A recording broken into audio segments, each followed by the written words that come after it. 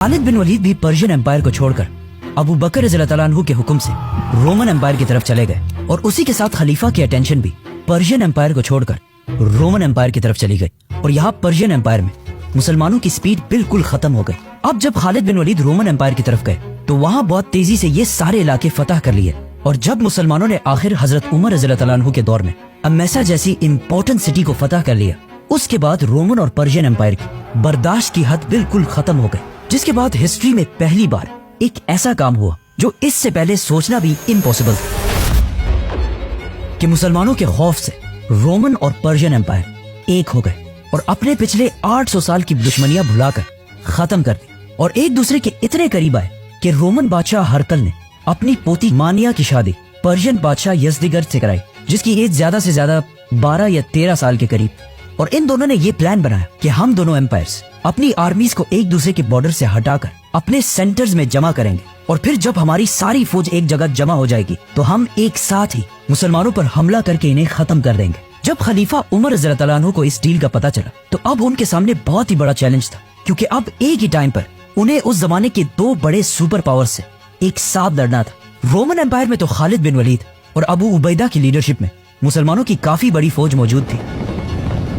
तो उन्होंने Roman empire को छोड़कर पर्शियन एम्पायर के लिए फौज जमा करना शुरू कर दी और अपने कैपिटल मदीना से सहाबा को पूरे अरब में फैला दिया ताकि वो जाकर पर्शियन एम्पायर के खिलाफ मुसलमानों को जिहाद के लिए उभार सके। और खुद उस साल हज करने चले गए। जैसे ही हजरत उमर हज से वापस आए तो उन्होंने मदीना में एक अजीब सा मंजर देखा कि जहाँ तक उनकी नजर पहुँच रही थी वहाँ तक मुसलमानों का एक समंदर खड़ा था और ये सब पर्शियन एम्पायर के खिलाफ मुसलमानों की फौज में शामिल होने आए थे। तो हजरत उमर ने इन सब को रेडी होने का हुक्म दिया और फिर खुद इन्हें लीड करके मदीना से रवाना हुए। जैसे ही वो थोड़ा आगे पहुंचे तो बाकी बड़े सहाबा अब्दुर्रहमान बिन औफ और अली रज़ियल्लाहु ताला अन्हु ने उन्हें जाने से रोक दिया और कहा, अगेन बिल्कुल यरमूक की तरह इस जंग में भी आपका जाना बहुत ही डेंजरस होगा, तो आप यही मदीना में रहें, क्योंकि हमें यहाँ से रोमन और पर्शियन एम्पायर दोनों से एक ही टाइम पर लड़ना है। तो हजरत उमर रज़ियल्लाहु ताला अन्हु ने आखिर उनकी बात मान ली और कहा कि अगर मैं नहीं जाऊंगा तो फिर कौन मुसलमानों की इस इतनी अजीम फौज को लीड करेगा,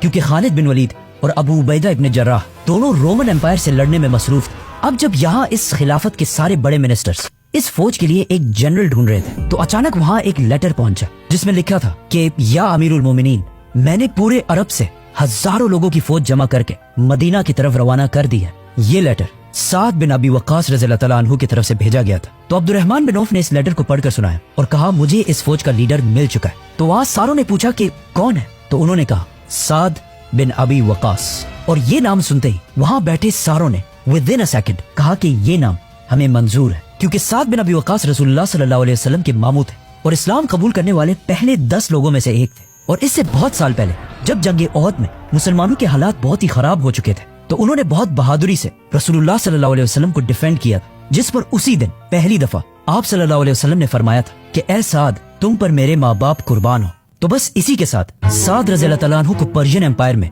मुसलमानों की सारी फौज का जनरल बना दिया गया और साद रज़ियल्लाहु ताला अन्हु अरब से 30,000 की फौज लेकर पर्शियन एम्पायर की तरफ रवाना हुए और हजरत उमर रज़ियल्लाहु ताला अन्हु के ऑर्डर्स के मुताबिक पर्शियन एम्पायर में एक ऐसी जगह चूज की जिसके पीठ के पीछे अरब हो और सामने पर्शियन एम्पायर हो। लेकिन जाने से पहले हजरत उमर रज़ियल्लाहु ताला अन्हु ने साद बिन अबी वक्कास को ऑर्डर्स दिए थे कि जंग से पहले रसूलुल्लाह सल्लल्लाहु अलैहि वसल्लम की सुन्नत के मुताबिक पहले पर्शियन शहंशाह को इस्लाम की तरफ आने की दावत जरूर देना। तो साद बिन अबी वक्कास ने ऐसा ही किया और कादसिया के मैदान पहुंचकर मुसलमानों का एक ग्रुप पर्शियन एम्पायर के कैपिटल मदाइन टेसिफोन की तरफ रवाना किया। अब जब पर्शियन एम्पायर के कैपिटल में लोगों को इस बात का पता चला कि पहली बार इस नई इस्लामिक खिलाफत से लोग हमारी तरफ आ रहे हैं तो वो दूर दूर से जमा होकर इनका इंतजार करने लगे कि आखिर ये कौन लोग हैं कि इनसे रोमन और पर्शियन एम्पायर दोनों घबराती हैं और किस प्रोटोकॉल के साथ ये पर्शियन एम्पायर में दाखिल होंगे। लेकिन मुसलमानों को देखकर ये सब हैरान रह गए, क्योंकि उन्होंने देखा कि कुछ बिल्कुल सादा लोग आम से कपड़े पहनकर विदाउट एनी प्रोटोकॉल इस सिटी में दाखिल हुए। तो वहाँ खड़े सारे लोगों ने कहा कि